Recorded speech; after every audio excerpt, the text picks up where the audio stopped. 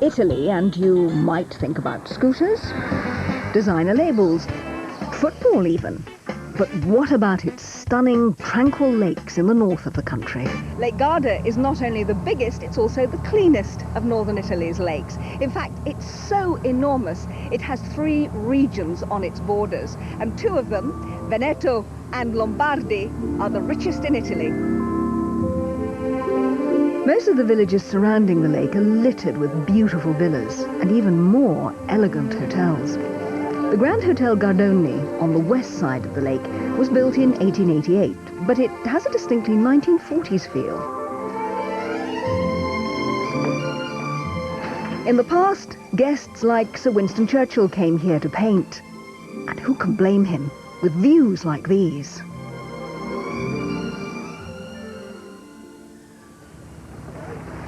From the Gardone Riviera, it takes just over an hour by boat to get to the lake's southernmost point, Sirmione.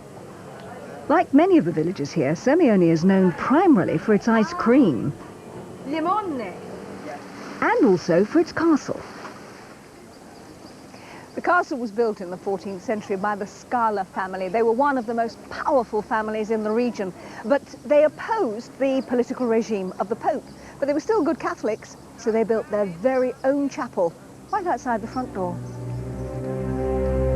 For just 10,000 lira, or around £3.50 per person, you can hire a private boat to take you around the Sirmione Peninsula. This offers the best vantage point of the lake's very own Roman ruins. Back at the hotel, and this time for a quick dip before dinner. Well, you can actually swim in the lake, but frankly, most people opt to use the hotel's own heated swimming pool.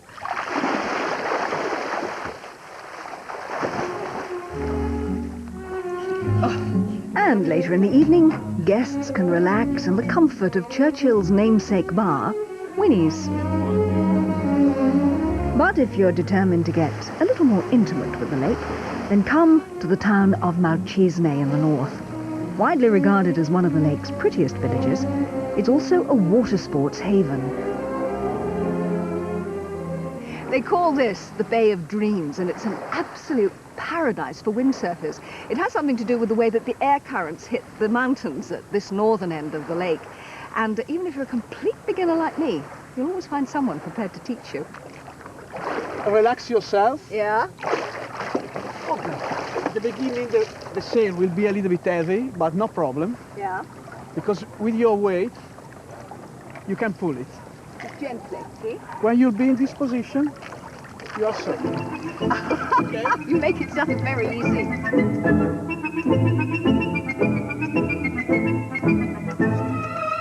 Hey! I'm windsurfing!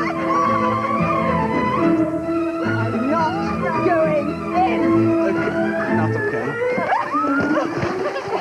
Cut it. If you've a head for heights, Malcisne is also the base of the Mount Baldo cable car. For 19,000 lira, which is around £5 or £6, you can travel right to the summit. And at 5,000 feet, as you can imagine, the views from there are spectacular. But it does mean there are always queues for the cable car, so it really is worth coming nice and early.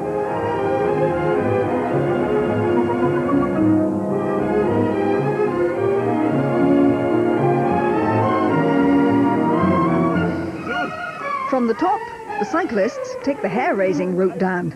Definitely not for the faint-hearted.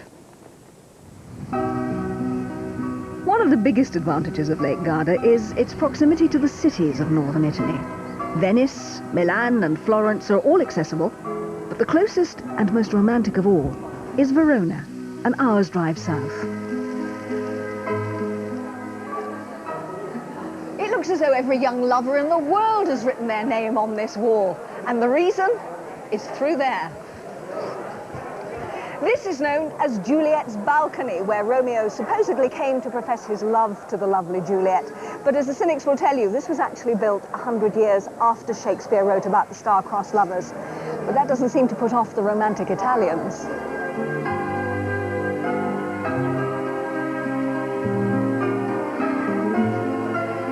Verona's been described as Venice without the canals.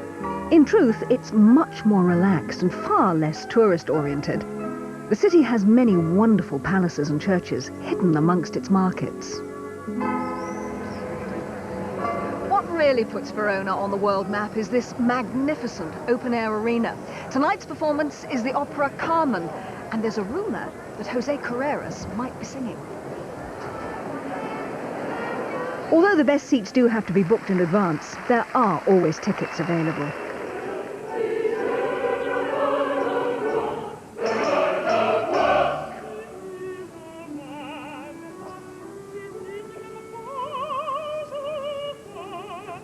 So it wasn't a rumour. Carreras did sing, but quite frankly, it doesn't really matter who the artists are. It's worth coming just for the atmosphere and the experience. That week in Lake Garda cost £789 on a half-board basis, including flights and transfers. The night at the Opera from £17. Details of that and all the holidays featured on tonight's programme are on CFAX page 618.